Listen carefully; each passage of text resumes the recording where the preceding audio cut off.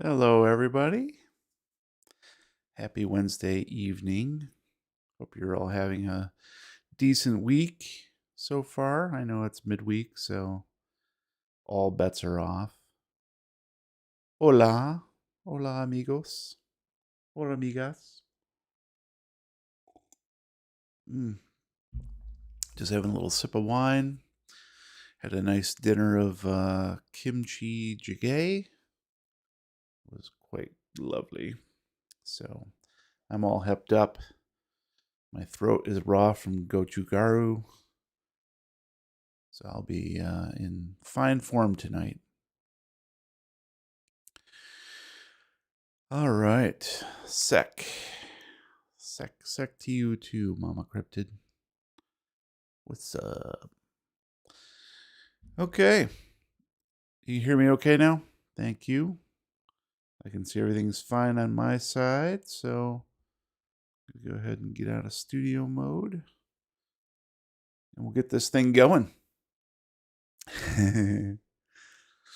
All right. Well, welcome to Stygian Articles presented by the Lovecraft Tapes podcast. I am Jeremy, keeper of arcane lore, and tonight I'm going to read some horror fiction for you.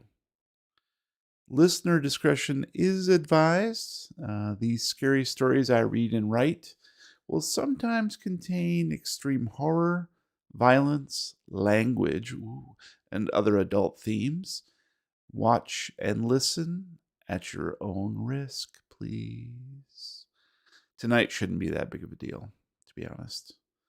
But we're going to jump straight into our first tale. One of my favorites, In the Vault by H.P. Lovecraft.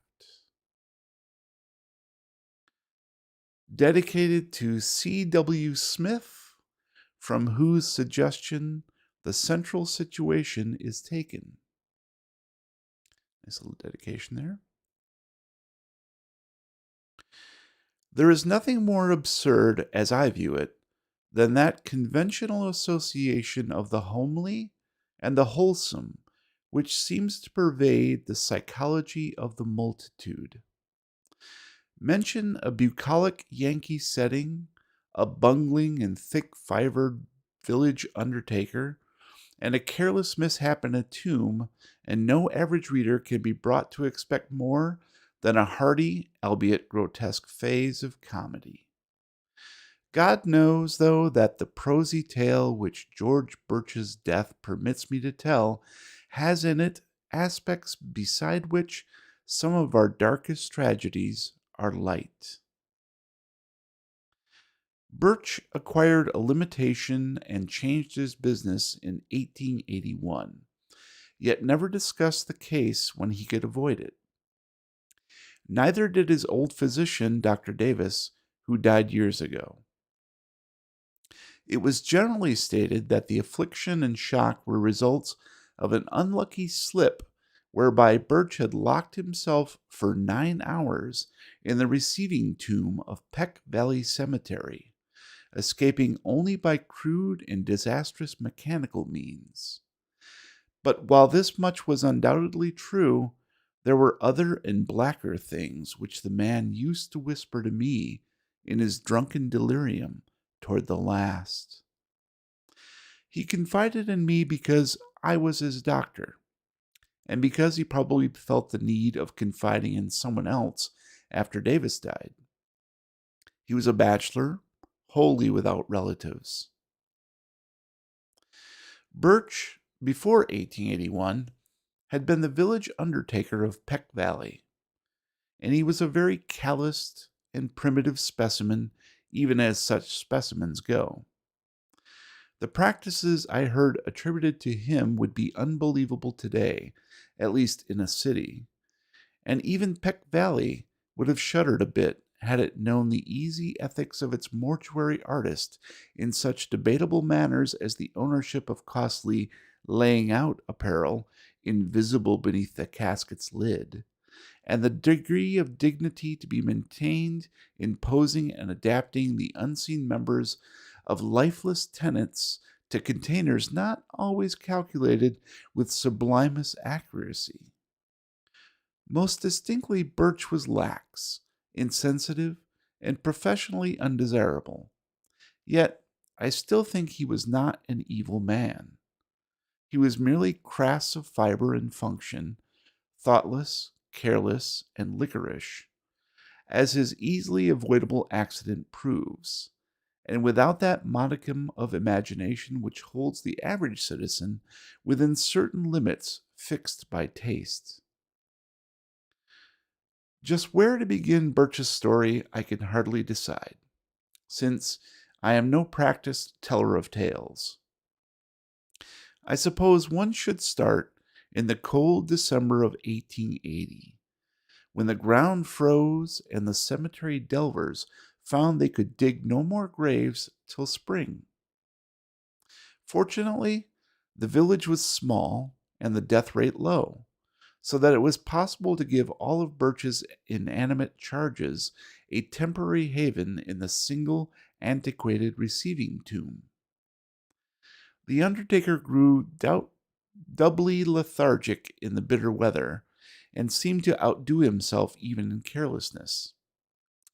Never did he knock together flimsier and ungainlier caskets, or disregard more flagrantly the needs of the rusty lock on the tomb door, which he slammed open and shut with such nonchalant abandon.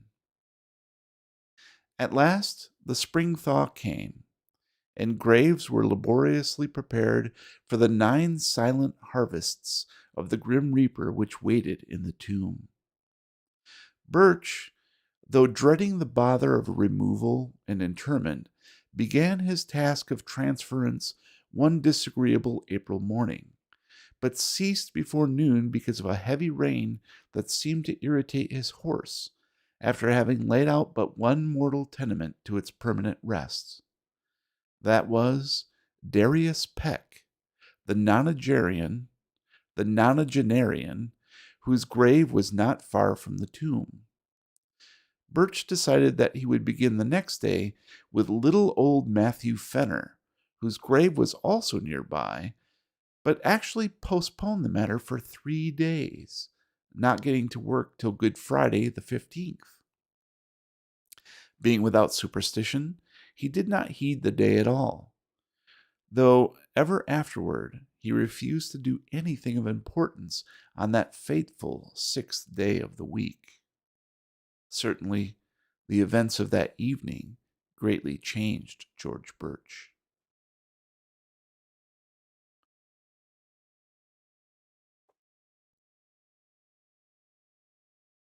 On the afternoon of Friday, April 15th, then, Birch set out for the tomb with horse and wagon to transfer the body of Matthew Fenner.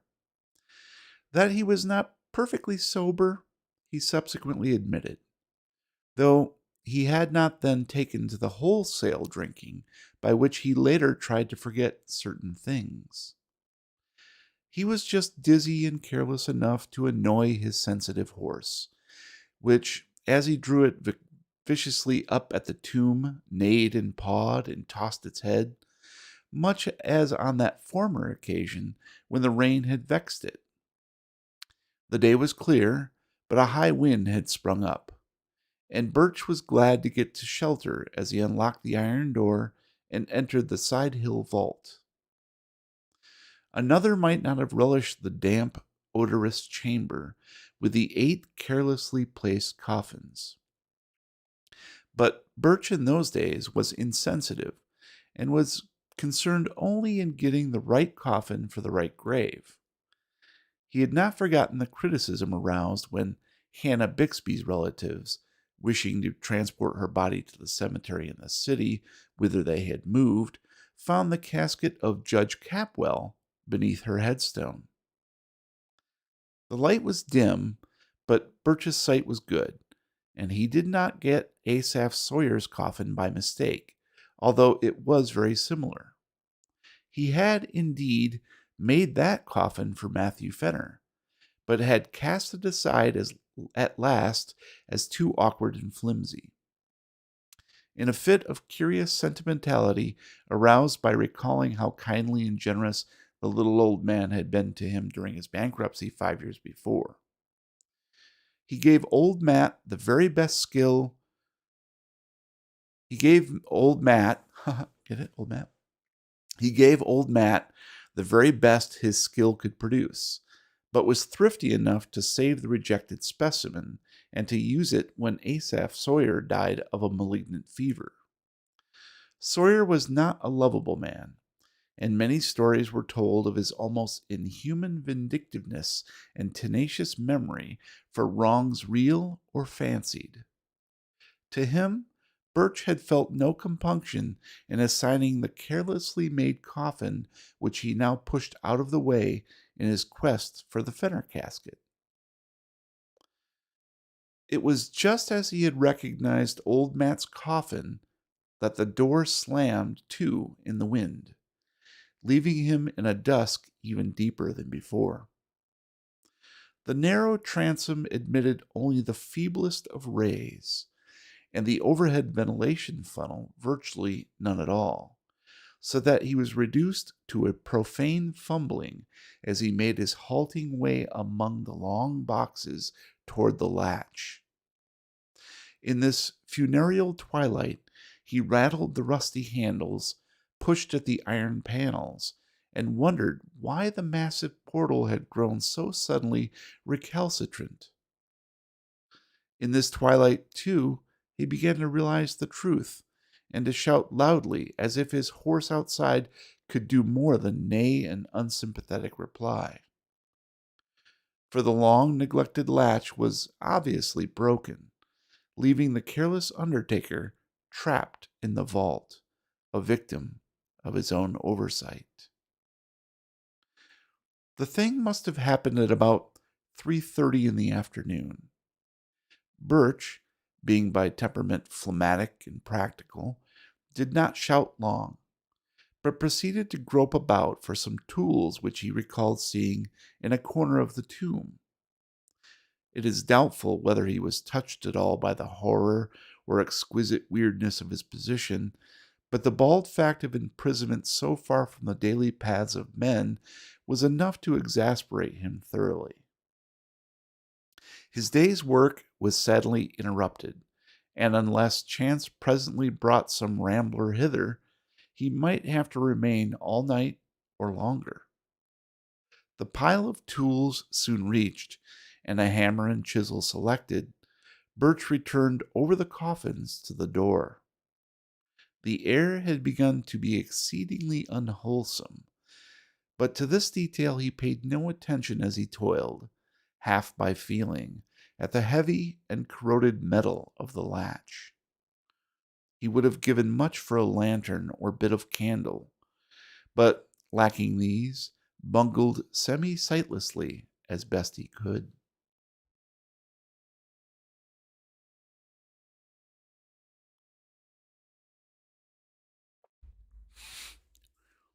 When he perceived that the latch was hopelessly unyielding, at least to such meager tools and under such tenebrous conditions as these, Birch glanced about for other possible points of escape.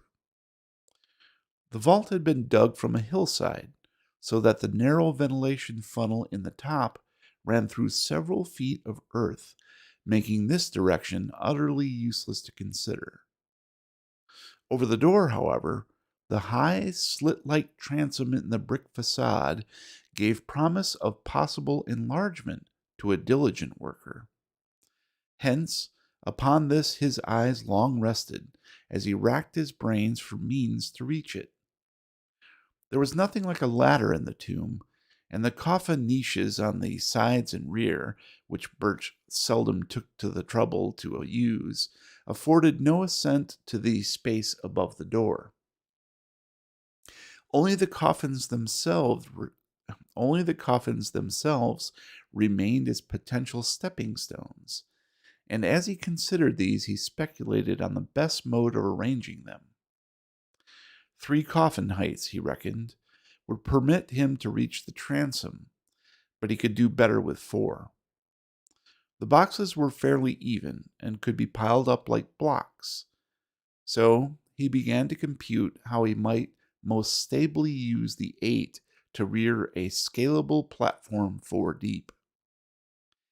As he planned, he could not but wish that the units of his contemplated staircase had been more securely made. Whether he had enough, whether he had imagination, sorry, whether he had imagination enough to wish they were empty is strongly to be doubted. Finally, he decided to lay a base of 3 parallel with the wall, to place upon this 2 layers of 2 each, and upon these a single box to serve as the platform. This arrangement could be ascended with a minimum of awkwardness and would furnish the desired height. Better still, though, he would utilize only 2 boxes of the base to support the superstructure, leaving one free to be piled on top in case the actual feat of escape required an even greater altitude. And so the prisoner toiled in the twilight, heaving the unresponsive remnants of mortality with little ceremony as his miniature Tower of Babel rose course by course. Several of the coffins began to split under the stress of handling, and he planned to save the stoutly built casket of little Matthew Fenner for the top, in order that his feet might have as certain a surface as possible. In the semi-gloom he trusted mostly to touch to select the right one, and indeed came upon it almost by accident, since it tumbled into his hands as if through some odd volition after he had unwittingly placed it beside another on the 3rd layer. The tower at length finished, and his aching arms rested by a pause during which he sat on the bottom step of his grim device. Birch cautiously ascended with his tools and stood abreast of that narrow transom. The borders of the space were entirely of brick, and there seemed little doubt but that he could shortly chisel away enough to allow his body to pass. As his hammer blows began to fall, the horse outside whinnied in a tone which may have been encouraging and may have been mocking. In either case, it would have been appropriate, for the unexpected tenacity of the easy-looking brickwork was surely a sardonic commentary on the vanity of mortal hopes, and the source of a task whose performance deserved every possible stimulus. Dusk fell and found Birch still toiling. He worked largely by feeling now, since newly gathered clouds hid the moon, and though progress was still slow, he felt heartened at the extent of his encroachments on the top and bottom of the aperture. He could, he was sure, get out by midnight, though it is characteristic of him that this thought was untinged with eerie implications. Undisturbed by oppressive reflections on the time, the place, and the company beneath his feet, he philosophically chipped away the stony brickwork, cursing when a fragment hit him in the face, and laughing when one struck the increasingly excited horse that pawed near the cypress tree. In time, the hole grew so large that he ventured to try his body in it now and then, shifting about so that the coffins beneath him rocked and creaked. He would not, he found, have to pile another on his platform to make the proper height, for the hole was on exactly the right level to use as soon as his size might permit.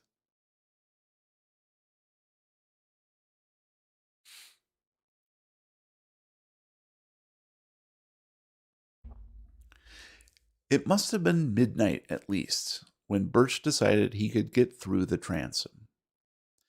Tired and perspiring despite many rests, he descended to the floor and sat a while on the bottom box to gather strength for the final wriggle and leap to the ground outside. The hungry horse was neighing repeatedly and almost uncannily, and he vaguely wished it would stop.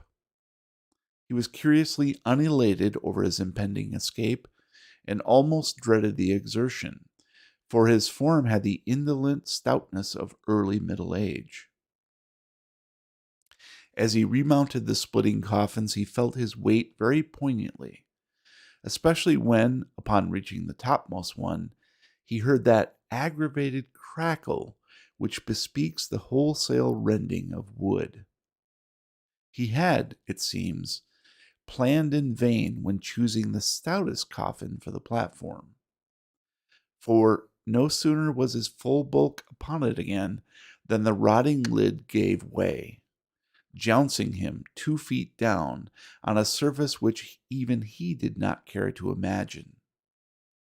Maddened by the sound, or by the stench which billowed forth even to the open air, the waiting horse gave a scream that was too frantic for a neigh, and plunged madly off through the night, the wagon rattling crazily behind it. Birch, in his ghastly situation, was now too low for an easy scramble out of the enlarged transom, but gathered his energies for a determined try. Clutching the edges of the aperture, he sought to pull himself up, when he noticed a queer retardation in the form of an apparent drag on both his ankles. In another moment, he knew fear for the first time that night, for, struggle as he would, he could not shake clear of the unknown grasp which held his feet in relentless captivity. Horrible pains, as of savage wounds, shot through his calves, and in his mind was a vortex of fright mixed with an unquestionable materialism that suggested splinters, loose nails, or some other attribute of a breaking wooden box. Perhaps he screamed. At any rate, he kicked and squirmed frantically and automatically, whilst his consciousness was almost eclipsed in a half swoon. Instinct guided him in his wriggle through the transom, and in the crawl which followed his jarring thud on the damp ground. He could not walk, it appeared, and the emerging moon must have witnessed a horrible sight as he dragged his bleeding ankles toward the cemetery lodge, his fingers clawing the black mold in brainless haste, and his body responding with that maddening slowness from which one suffers when chased by the phantoms of a nightmare. There was evidently, however, no pursuer, for he was alone and alive when Armington, the lodge-keeper, answered his feeble clawing at the door.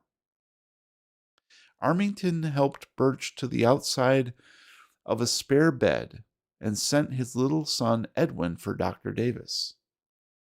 The afflicted man was fully conscious, but would say nothing of any consequence, merely muttering such things as, "Oh, my ankles! Let go!" or "Shut in the tomb!" Then the doctor came with his medicine case and asked crisp questions and removed the patient's outer clothing, shoes, and socks. The wounds, for both ankles were frightfully lacerated about the Achilles tendons, seemed to puzzle the old physician greatly, and finally almost to frighten him.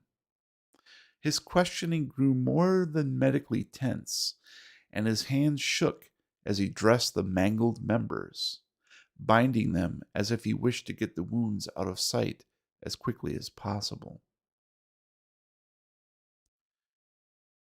For an impersonal doctor, Davis's ominous and awestruck cross-examination became very strange indeed, as he sought to drain from the weakened undertaker every least detail of his horrible experience.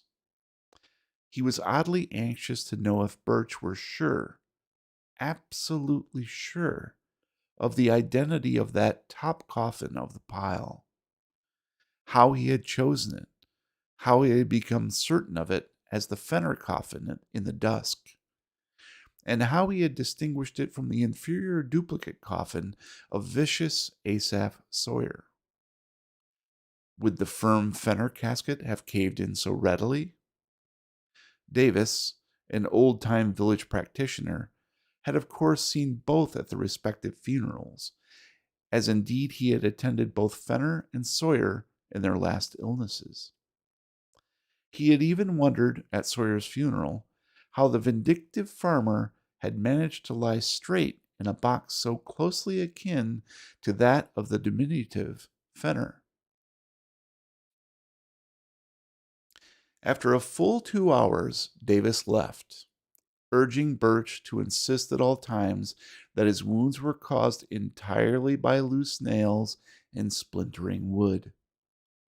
What else, he added, could ever in any case be proved or believed? But it would be well to say as little as could be said, and to let no other doctor treat the wounds. Birch heeded this advice all the rest of his life, till he told me his story.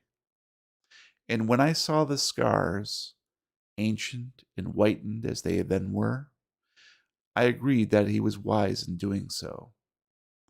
He always remained lame, for the great tendons had been severed. But I think the greatest lameness was in his soul.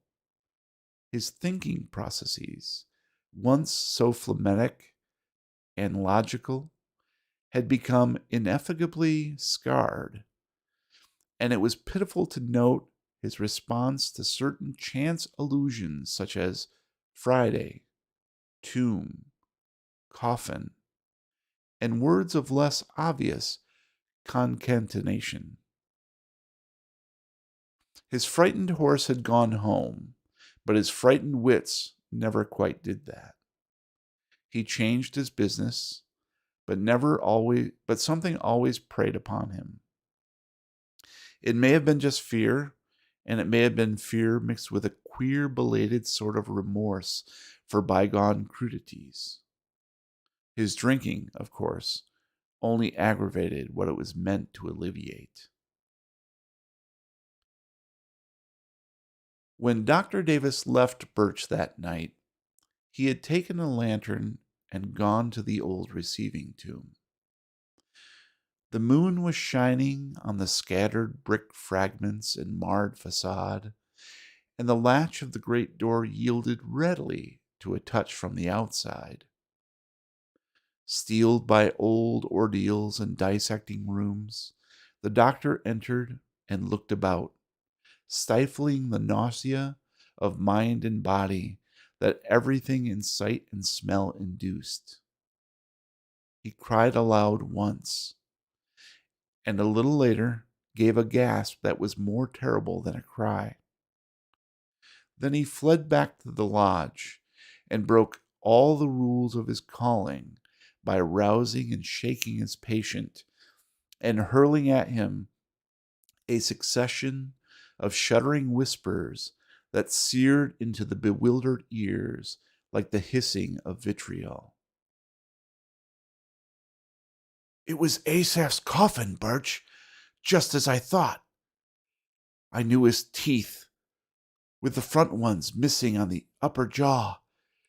Never, for God's sake, show these wounds. The body was pretty badly gone, but if ever I saw vindictiveness on any face, or former face, you know what a fiend he was for revenge, how he ruined old Raymond 30 years after their boundary suit, and how he stepped on that puppy that snapped at him a year ago last August. He was the devil incarnate, Birch, and I believe his eye for an eye fury could beat old Father Death himself. God, what a rage. I'd hate to have it aimed at me. Why did you do it, Birch? He was a scoundrel, and I don't blame you for giving him a cast-aside coffin, but you always did go too damn far. Well enough to skimp on the thing some way, but you knew what a little man old Fenner was. I'll never get the picture out of my head as long as I live. You kicked hard, for Asaph's coffin was on the floor. His head was broken in, and everything was tumbled about. I've seen sights before, but there was one thing too much here. An eye for an eye.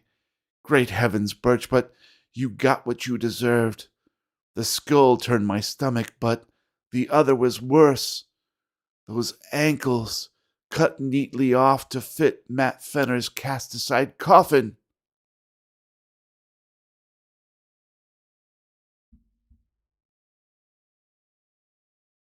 All right.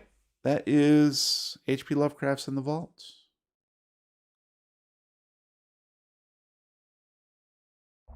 That's a fun one because it's so darn creep show or Tales from the Crypty.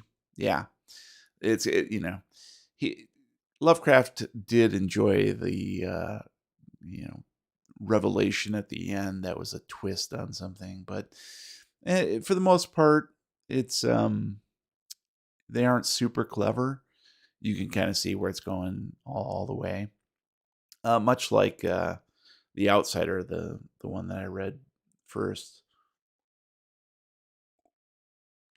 But despite that, I enjoy it because when you're growing up and you're just discovering these things, you're not quite aware of the tropes and cliches that exist within horror movies or horror fiction, and to realize the horror of somebody hacking off a corpse's ankles to fit inside a coffin is kind of fun. It's kind of like gross, and there's some fun bits in there where he's like talking about the gravekeeper stepping on the heads and crushing them in and so forth. So it's kind of ghoulish, which I really enjoy.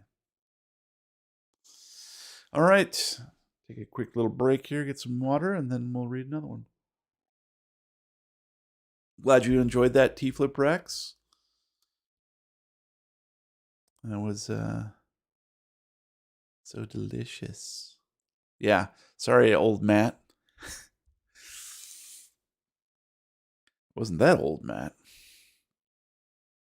All right. Our second tale is entitled Rictus, and I wrote it.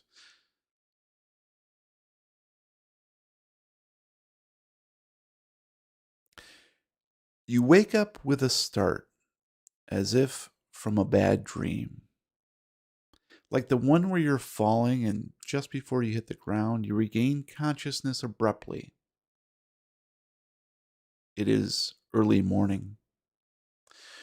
The room is dark, with just a hint of dawn behind the drawn blinds somewhere outside the windows.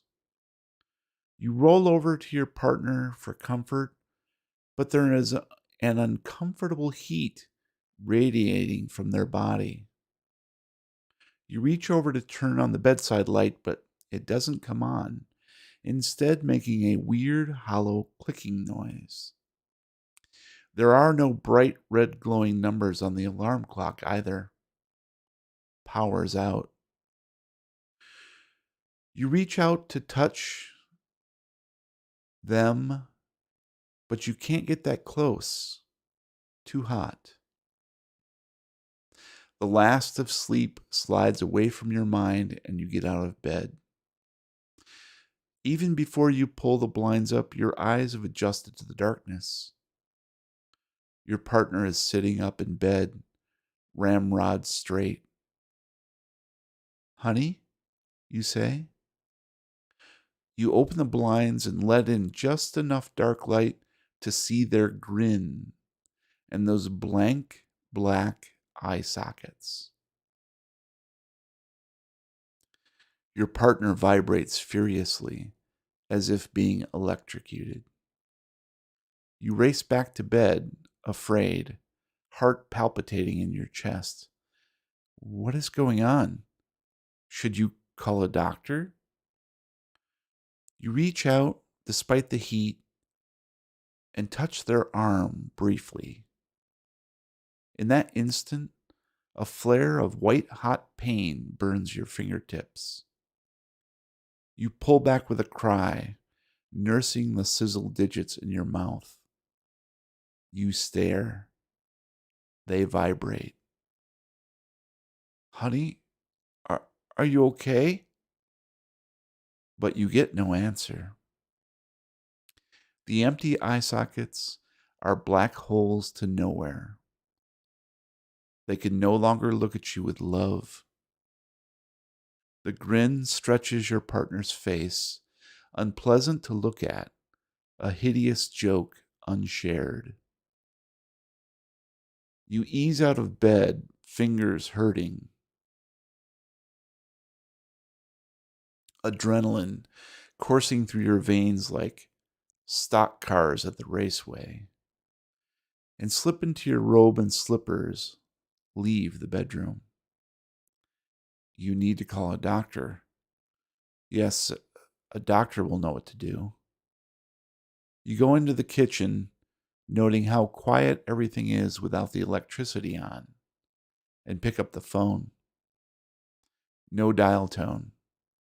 Dead, like the electric. This is not good. You have an emergency here. What should you do now? Drive. Yeah.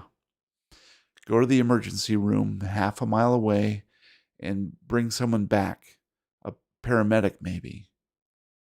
All your partner needs is a shot or a jump start with those heart paddles or something. Then everything will be all right again. You think about putting on clothes, but decide this is an emergency. You grab your key, hanging from the little brass hook on the wall, the one that's in the shape of a half moon that you got as a birthday present from your partner, and go outside to your car, parked in the driveway. Even before you put the key in the ignition, you know it won't work. The dome light didn't even come on. Still, you turn the key, hoping. There is no sound, no revving engine, not even the little click that lets you know the starter is trying to crank. It is dead too. You are puzzled. If power lines and telephone lines were down, that would explain why nothing worked inside. What would cause a car to stop working? You push against the horn. Nothing. Exasperated and starting to cry now, you get out of the car. You have to get help. With your slippers making a strange flip-flopping sound on the sidewalk, you walk to your neighbor's house. You do not know them well, but well enough to ask if they can give you a lift to the hospital or perhaps use their cell phone. As you go, you notice the deep silence surrounding the subdivision. No birds chirp, no dogs bark, no vehicles racing too fast, late for work, late for school.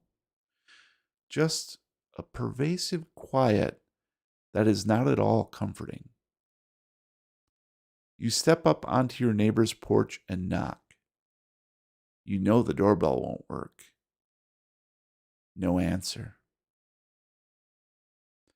They're probably still sleeping. You knock again, loudly. Moments tick by. This time you knock and keep on knocking until your knuckles hurt. No answer. Either they're not home or are ignoring you. Impulsively, you try the doorknob. It is open. You go inside. It is dark within, but only for a second or two. Your eyes adjust quickly, and it is getting brighter as the sun rises somewhere behind the fog-gray cloak of morning. The security system just inside the door is dead. It cannot warn of your intrusion. No matter. You will say you have an emergency. You need help. Stepping lightly, you go into the living room. No one moves.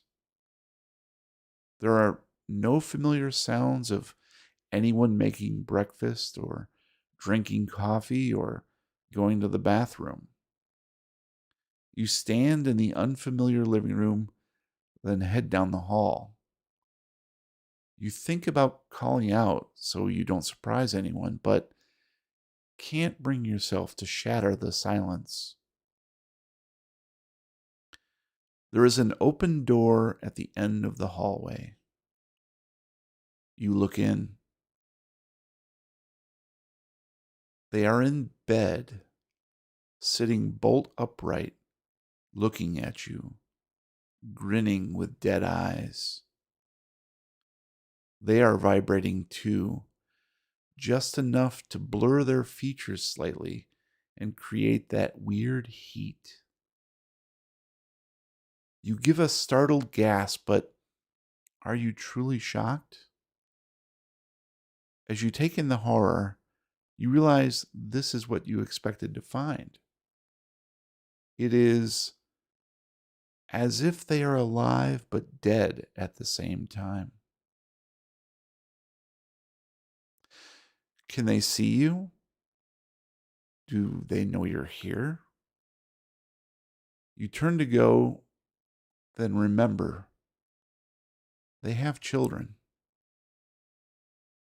There is another door to your right, half open. You push against it to reveal the kids' room. Their 5-year-old mimics his parents, grinning, vibrating. He wears Pokemon underoos. The infant, just 4 months out of his mother's womb and into his crib, is a blanket swathed Jack in the Box. Never, never, never shake a baby, you think crazily, and get out of the house as fast as you can. This has to be a dream, a nightmare. There is no other explanation. You want to wake up, but not yet. Maybe there is someone else out there, someone who is not turned into an inhuman tuning fork. You go from house to house, knocking on doors, checking inside every 3 or 4. Always you find the same thing: grinning, eyeless monstrosities. It takes hours, but you decide what else is there to do. Either this is happening or it isn't. You don't even care to find an explanation. What would be the point? And with each house opened, your horror increases until you find yourself back home. It looks normal. The lawn and shrubs are cut neat, the windows are clean, and a pretty wreath decorated with nylon butterflies hangs on the front door. You go in. The scent of your life envelops you, comfortingly. Mingled cologne and perfume, the expensive candle you bought last week that smells like mulberries in summertime, fresh ground coffee, happiness, and apple pies, and tender sex, and board games, and family cookouts. It is too much. You sit on the couch and rest your nose in the center of your cupped palms, which catch the tears flowing freely. When you have finished, your hands are brimming with a light blue liquid that feels oddly dry. You clap your hands together, and your tears turn to shimmering flecks of aluminum sparkle. They dance through the air as they settle to the carpet. This is a dream, then. You smile.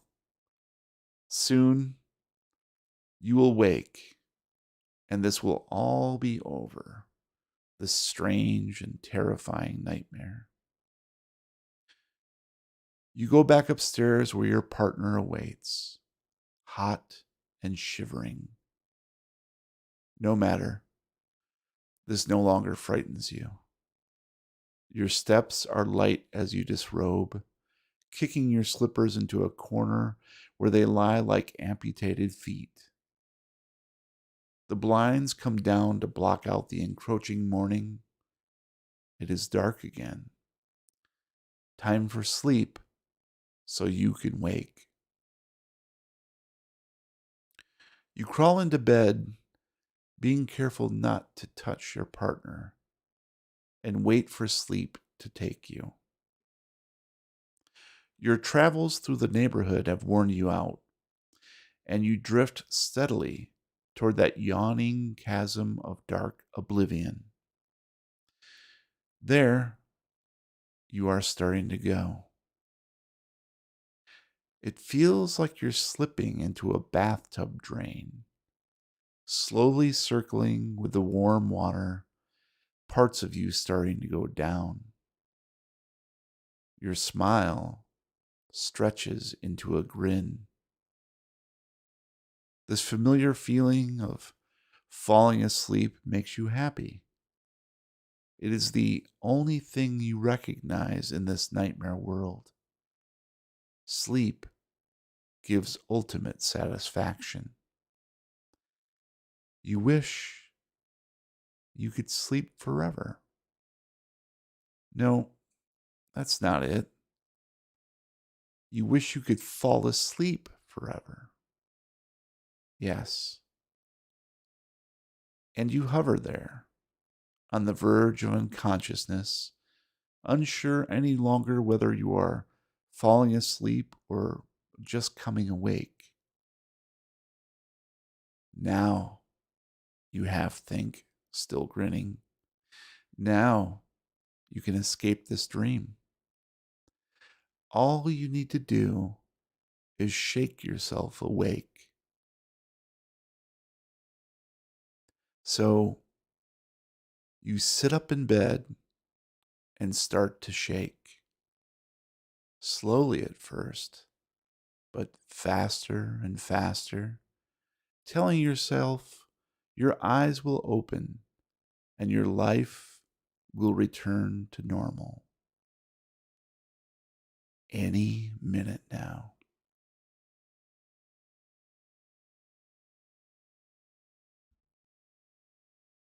All right, that is Rictus. That's something I wrote a while ago, a long time ago, actually. I'm not sure if Justin's here in the chat, but I wrote this back when I worked at Grabber. And the whole purpose of it was combining two things. I wanted to do something that was purely stream of consciousness. And so I just wrote it in a big rush and went back later and edited it slightly. And, but I've always been, I don't know, anxious. When you think about things that you're truly scared of, one of the worst things that you can, that can happen, I believe, is waking up in the middle of the night to find your partner, whether it's the wife or husband or whoever, lover, friend, sitting upright and talking. People talk in their sleep quite a lot. I used to have a friend who would grit his teeth in his sleep. So you would awaken to the sound of just this grinding noise. And those sorts of discombobulations frighten me because you enter out of sleep, exit out of sleep into a situation that you're not sure what's happening. You're not sure what's making that sound. You're not sure why your partner is acting in those in that way. And I'd sort of wanted to take that to the extreme where it isn't simply the person next to you, but perhaps it's the whole world. And what if that were something that you were on the tail end of a pandemic of sorts, and you were the last one alive. So, sort of like a zombie tale where you finally succumb to whatever's happening to the rest of the population. Yeah, so it's creepy.